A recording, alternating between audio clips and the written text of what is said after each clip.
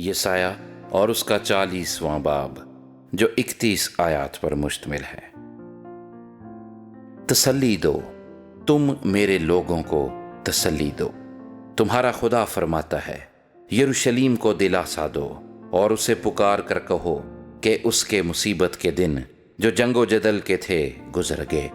اس کے گناہ کا کفارہ ہوا اور اس نے خداوند کے ہاتھ سے اپنے سب گناہوں کا بدلہ 2 چند پایا۔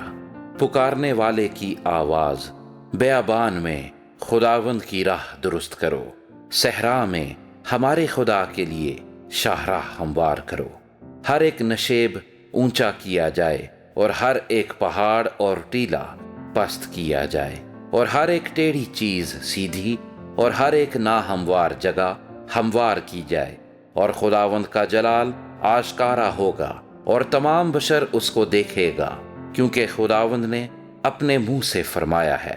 ایک آواز آئی کہ منادی کر، اور میں نے کہا میں کیا منادی کروں؟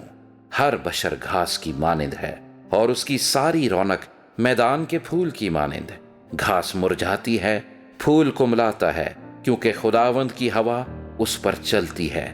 یقیناً لوگ گھاس ہیں، ہاں گھاس مرجھاتی ہے، پھول کملاتا ہے، پر ہمارے خدا کا کلام ابد تک قائم ہے۔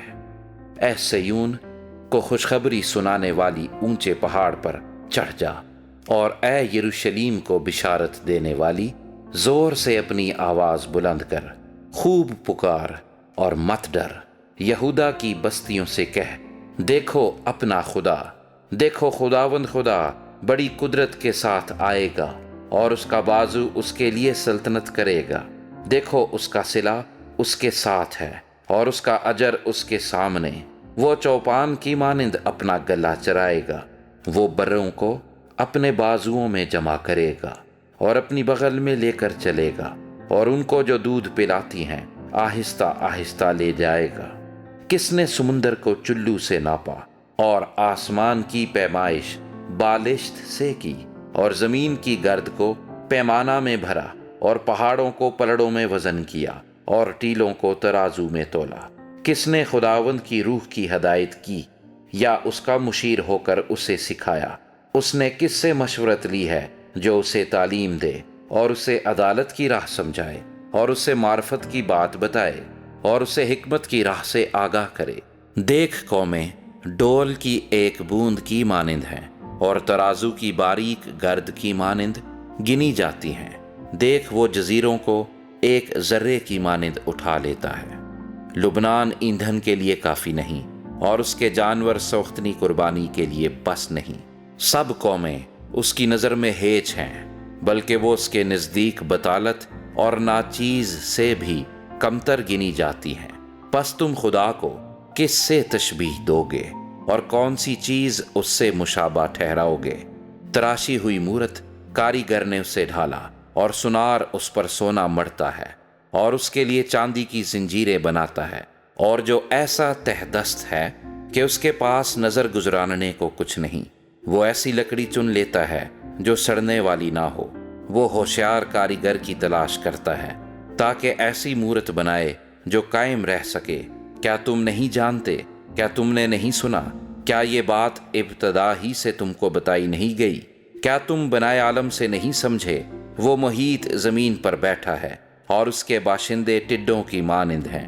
وہ آسمان کو پردے کی مانند تانتا ہے، اور اس کو سکونت کے لیے خیمے کی مانند پھیلاتا ہے، جو شہزادوں کو ناچیز کر ڈالتا اور دنیا کے حاکموں کو ہیچ ٹھہراتا ہے۔ وہ ہنوز لگائے نہ گئے، وہ ہنوز بوئے نہ گئے، ان کا تنا ہنوز زمین میں جڑ نہ پکڑ چکا کہ وہ فقط ان پر پھونک مارتا ہے اور وہ خشک ہو جاتے ہیں، اور گرد باد ان کو بھوسے کی مانند اڑا لے جاتا ہے۔ وہ قدوس فرماتا ہے، تم مجھے کس سے تشبیہ دو گے، اور میں کس چیز سے مشابہ ہوں گا؟ اپنی آنکھیں اوپر اٹھاؤ اور دیکھو کہ ان سب کا خالق کون ہے۔ وہی جو ان کے لشکر کو شمار کر کے نکالتا ہے اور ان سب کو نام بنام بلاتا ہے۔ اس کی قدرت کی عظمت اور اس کے بازو کی توانائی کے سبب سے ایک بھی غیر حاضر نہیں رہتا۔ پس اے یعقوب تو کیوں یوں کہتا ہے، اور اے اسرائیل تو کس لیے ایسی بات کرتا ہے کہ میری راہ خداوند سے پوشیدہ ہے اور میری عدالت میرے خدا سے گزر گئی؟ کیا تو نہیں جانتا؟ کیا تو نے نہیں سنا کہ خداوند خدائے ابدی و تمام زمین کا خالق تھکتا نہیں اور ماندہ نہیں ہوتا؟ اس کی حکمت ادراک سے باہر ہے۔ وہ تھکے ہوئے کو زور بخشتا ہے اور ناتواں کی توانائی کو زیادہ کرتا ہے۔ نوجوان بھی تھک جائیں گے اور ماندہ ہوں گے اور سورما بالکل گر پڑیں گے، لیکن خداوند کا انتظار کرنے والے از سر نو زور حاصل کریں گے۔ وہ عقابوں کی مانند بالوں پر سے اڑیں گے، وہ دوڑیں گے اور نہ تھکیں گے، وہ چلیں گے اور ماندہ نہ ہوں گے۔